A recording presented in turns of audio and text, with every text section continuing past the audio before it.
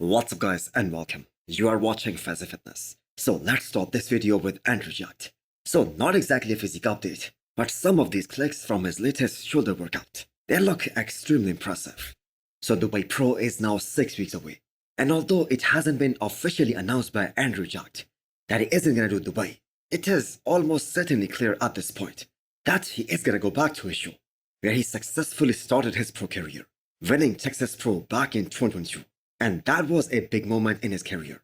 And people knew right away after that show that this guy was destined for greatness. And people saw it right there and then, that this guy can be Mr. Olympia in the future. Even a guy like Jay Cutler mentioned it at that time, that he can be the first man in the history of the sport to win the Olympia on his first try. So now this is gonna be Andrew's third time trying to win Texas Pro. And considering all the variables, for instance, him taking a very long off-season, that too for the very first time since he turned pro. And most importantly, his body feeling fresh for the upcoming 2024 season. I don't think there is anyone out there who can stop Andrew Jacked from winning Texas Pro. I mean, the guy is already top 5 in the world. And even though he wasn't at his best at the Olympia last year, and still he was good enough to place top 5. That is enough to tell us about his potential. So it could have been a great battle between him and Hunter Protal if Hunter was actually doing Texas Pro. Well, unfortunately, he isn't. So again, qualifying for the Olympia, that isn't even a question for Andrew. He is definitely going to be up there on the Olympia stage. And he is obviously going to be in the mix in the first call out. But the question is, should we expect him to have made enough improvements in his back as well as in his side shots that he can be potentially in that top 3 at the Olympia this year? Well, for that, we will have to wait to see him on the stage again. Now, if he is successful in making those improvements, then he should definitely be considered a threat to the Olympia title. I mean, he has better aesthetics than a guy like Samson Dawuda. He's probably one of the most beautiful physiques from the front. But the thing is, he lacks thickness. So if he's able to close that gap, he's gonna be so damn dangerous. The guy is 6'2", with the craziest flow, one of the most amazing muscle bellies the bodybuilding world has ever seen, not just in this era, in the history of the sport. So I cannot wait to see him back on the stage, so that people can finally see all the improvements that he has been able to make during this offseason. Stefon is going to be competing at Portugal Pro in 5 weeks time from now. So considering that he has this much time to drop another 11 pounds, he seems to be in a great position. But the problem is, he has to drop another 11 pounds, and he looks way too good here in this recent update. So there is no way around the fact that he's probably going to lose some muscle, and actually a lot of it. Plus he's going to lose some fullness as well when he steps on the stage. I think those are some of the best triceps in the bodybuilding history, across any division for that matter. So Kevin Levrone, in the prime of his career, he had that same look to his triceps. So Levrone had some of the best triceps and the best shoulders of his time. And Stefan also has some similarities to Levrone, especially on how full his muscle bellies look like. So the criticism about his back, that was fair up until last year. But this new version that we're watching right now with Patrick Tour guiding him, his back also looks very good at this point, and that is the biggest factor. The question now is, how will that look change once he steps on the stage? Well, 5 more weeks to find out. And should he switch to men's open bodybuilding? Well, as long as he stays in classic physique, he's gonna keep restricting his growth, because there is just no way around it. But if he in fact switches to the men's open, he will be needing a few more years to get bigger for growth, to put on enough muscle, so that he can be competitive in that division. So that road ahead is also a difficult one.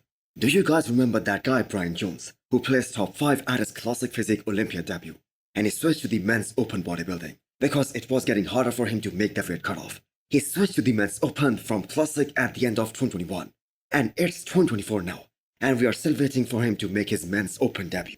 And that is how competitive and difficult men's open bodybuilding is. It is, without a shadow of a doubt, the most difficult and the most dangerous division.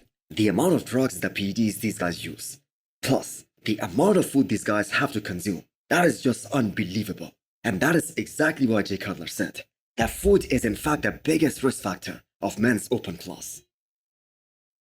The 5 times classic physique champion Chris Bumstead is looking way too good at 19 weeks out of this year's Mr. Olympia. So he was seen hitting arms with his coach Hadi Choopan, where Hadi really pushed him to the limits. So when it comes to Chris Bumstead, there is a big question mark on, is this gonna be his last year as a competitive bodybuilder? He's turning 30 next year, so at max, Chris's career is gonna extend to 2025, and then he will become a spectator.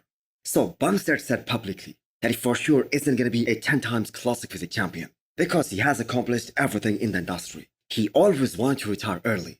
And the fact is the man has already won 5 classic physique titles. Plus, he is after all one of the most famous and the most relevant guy in the bodybuilding right now.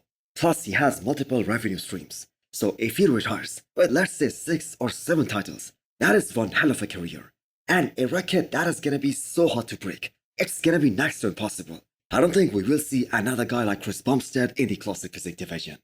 So all Chris Bumstead needs to do is to finish this year's Olympia prep without getting any injury.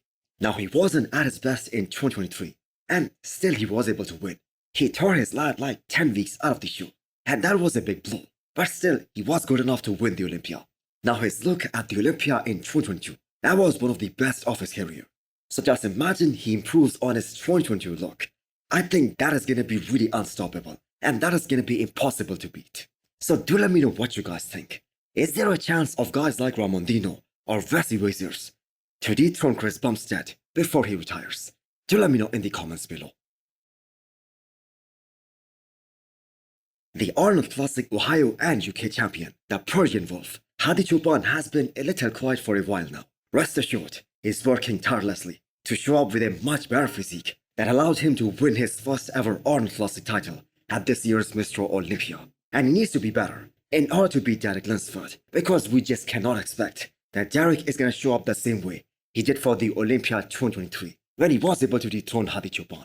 So people who were there in attendance at this year's Portugal Pro guest posing, they all said that Derek's arms, as well as his quads, they looked a lot bigger and better than last year. But here is another factor. Derek always looks superb at the Portugal Pro guest posing. And the back shots, they are altogether a different story for Derek. I don't think anyone can touch him in the back shots. The guy has one of the best backs in the bodybuilding history. But that being said, no one in their right minds will be underestimating Hadi Choopan. I mean, that guy improved on everything from the Olympia to the Arnold in such a short period of time. And there is a guarantee that he is gonna do the same in the next 19 weeks as well. And for Hadi, it isn't just about winning the Olympia. It's about his pride as well. Because after losing the Olympia last year, he felt like that he let his nation down. And even though majority of the people had Hadi Choopan winning the show, but the judges saw it the other way. So from that point onwards, to the Arnold Classic, he was just waiting to show the bodybuilding world that he's still the biggest threat to the Olympia title, as well as Derek Lunsford for this upcoming Mr. Olympia. And the thing is, Derek knows that as well. So would I say that Flex Lewis was a little bit lucky that Hadi Choopan was denied the visa in 2017 as well as in 2018? Because at that time, Hadi was aiming to compete in the 212 division. Well, I think Flex certainly was lucky. But do let me know what you guys think.